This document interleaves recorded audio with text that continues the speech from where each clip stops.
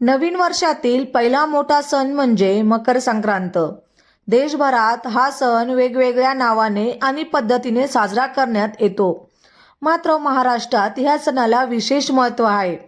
या दिवशी तिळगुळ वाटणे, पतंग उडवणे यासोबतच सुवासिनी महिला सुगडाची पूजा देखील करतात. मात्र ही पूजा कशी केली जाते याबद्दल आज आपण जाणून घेणार आहोत. श्री स्वामी समर्थ. तुमचं सगळ्यांचं आपल्या चॅनलमध्ये मनापासून स्वागत आहे. मकर संक्रांतीला सुगडाची पूजा केली जाते हे सर्व श्रुत आहे. काळ्या आणि तांबड्या रंगाच्या मातीच्या सुगडांची पूजा करण्याची प्राचीन परंपरा आहे. पण त्यांना सुगड का म्हणतात? वास्तविकता पाहता सुगड हा शब्द अपभ्रंश होऊन आला आहे.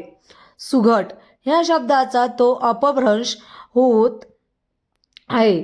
सुगट म्हणजे सुगटीत असा गड. ह्या गडात शेतात भरलेले नवीन धान्य ठेवून त्याची पूजा करण्याची प्रथा आहे. लहान सुगड देवघरात मांडून त्याची पूजा केली जाते. धनधान्यांचे प्रतीक म्हणून त्यात विविध साहित्य भरले जाते. मकर संक्रांतीला सुगड पूजेसाठी कुठलेही साहित्य राहू नये म्हणून एक लिस्ट तयार करा. मोठे काळे सुगड लावून छोटे लाल किंवा तांबड्या रंगाचे सुगड हे 5 सुगड, हरभरा, गाजर, ऊस, तीळ, शेंगदाणे, बोर, तिळगुळ, हळद कुंकू, गव्हाच्या लोंब्या आणि फूल मार्केटमधून घेऊन या. आता ज्या ठिकाणी तुम्ही पूजा करणार आहात ती जागा स्वच्छ करून तेथे पाट किंवा चौरंग ठेवा. त्याभोवती आता सुंदर रांगोळी काढा. चौरंगावर लाल रंगाचे वस्त्र परिधान करून त्यावर तांदूळ किंवा गहू ठेवा. आता 5 सुगडाला 5 ठिकाणी उभं करून हळदी कुंकू लावा. हे सुगड तांदूळ किंवा गव्हावर स्थापन करा. त्यावर सुगडामध्ये एक एक करून हरभरा, गाजर, ऊस, तीळ, शेंगदाणे, बोरे, तिळगुळ, हळद कुंकू, गव्हाच्या ओंब्या याला काळ्या रंगाचे मोठं सुगड, खाली त्यावर लाल रंगाचे सुगड ठेवा. सुगडावर अक्षदा, फूल, हळद कुंकू वाहून मनोभावे पूजा करा. आता धूप दीप अर्पण करा. सुगडाला तिळाचे लाडू आणि हलव्याचा नैवेद्य दाखवा. काही ठिकाणी हे सुगड महिला नंतर 5 जणींना वाण म्हणून देतात. नवीन नवरीसाठी मकर संक्रांतीचा सण अतिशय खास असतो.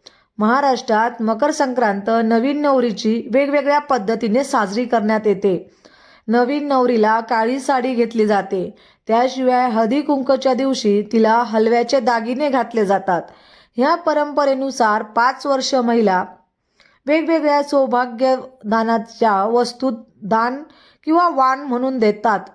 तर कोकणात नवरीचा वौसा भरला जातो. पहिला वौसा हा 5 किंवा 25चा असतो.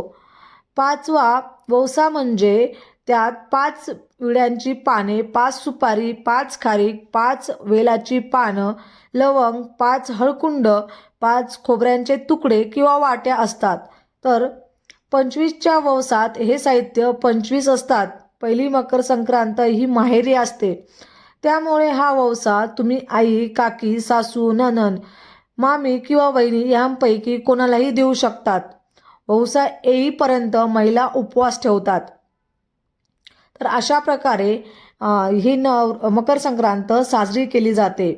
ज्यावेळेस आपण मकर संक्रांती साजरी करतो त्यावेळेस आपण सुवासिनींना जे वाण दिलेले असतात ते ठेवायचे असतात. म्हणून आवर्जून तुम्ही अशा प्रकारे नक्कीच उपवास करा आणि ह्या प्रकारे तुम्ही नक्कीच संक्रांती साजरी करू शकतात. आणि संक्रांतीला तुम्ही नक्कीच अशी सुगडांची पूजा करा. म्हणजेच तुमच्या मनातील मनोभावना पूर्ण होतील आणि तुमच्या सगळ्या इच्छा पूर्ण होतील. आजची सेवा स्वामी महाराजांच्या चरणी रुजू करते आणि आजचा व्हिडिओ इथंच संपवते. व्हिडिओ आवडला असेल तर नक्कीच लाईक, शेअर आणि सबस्क्राईब करायला अजिबात विसरू नका.